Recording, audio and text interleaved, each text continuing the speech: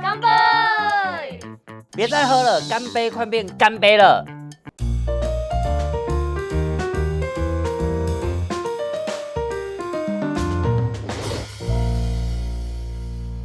Hello， 張醫生你好，成日都話飲酒傷肝啦，究竟酒同肝有啲咩關係㗎？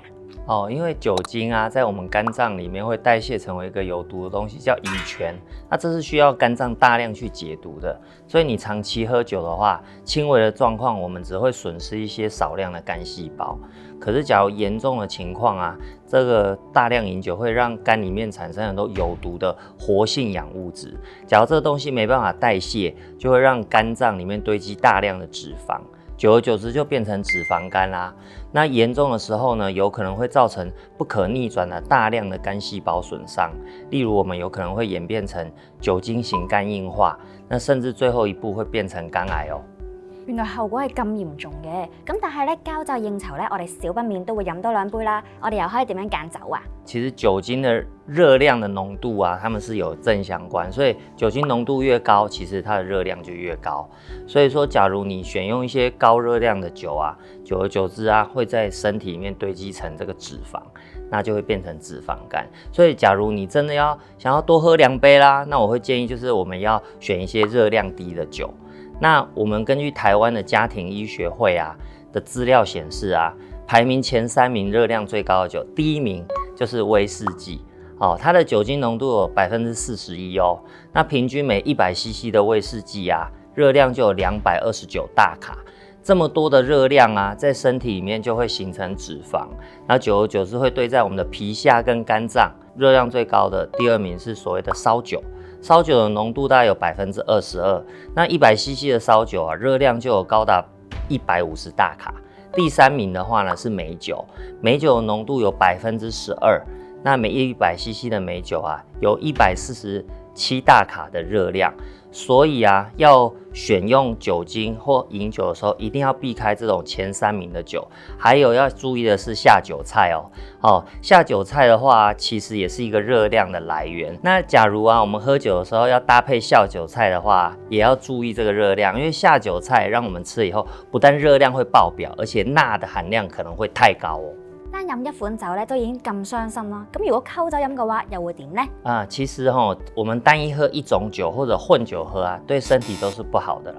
比方說舉例來講啊，假如你把白酒跟啤酒混在一起喝的話，因為我們知道啤酒裡面有很多2氧化碳跟水分，它會讓這個白酒裡面的高濃度的酒精啊，很快就走於你的全身，所以對你的腦啊、胃啊、肝啊、腎啊，其實都有傷害。而且最近這幾年很多研究發現這個混酒喝的人跟只喝單一種酒或者從來不喝酒的人比起來啊，他們罹患肝癌的機會會比這些人多10倍哦。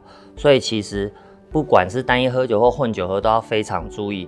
那根據美國的國家衛生研究院的定義啊，我們10公克的純酒精就當做一個單位的話，成年的男性啊，一天喝酒是不能超過2個單位。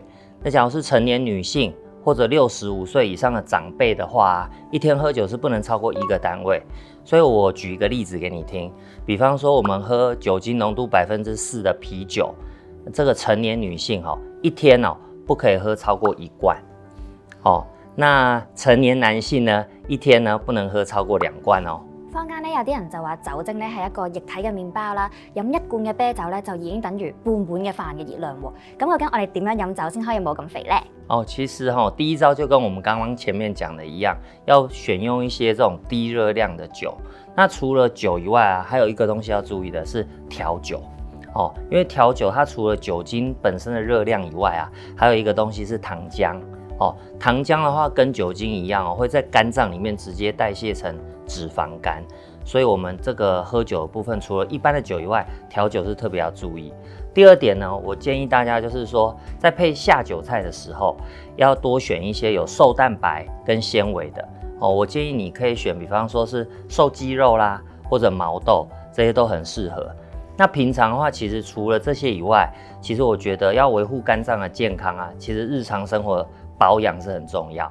那像我有一些病患朋友啊，他們會先用一些中草本，来这个调理这个维护肝脏的健康，然后再搭配一些稀释的成分，就可以这个调理而且维护肝脏的一些功能。那以中草本来说啊，丹参它就是对这个肥肝是有一个帮助的效果。那再来说，像五味子啊，就有疏肝解毒的能力。那还有云芝，它是可以强化我们的肝脏。那讲到这个稀释成分方面呢，维他命 E， 它是有一个帮助肝脏排毒跟这个抗氧化的效果，而且还可以中和这个酒毒。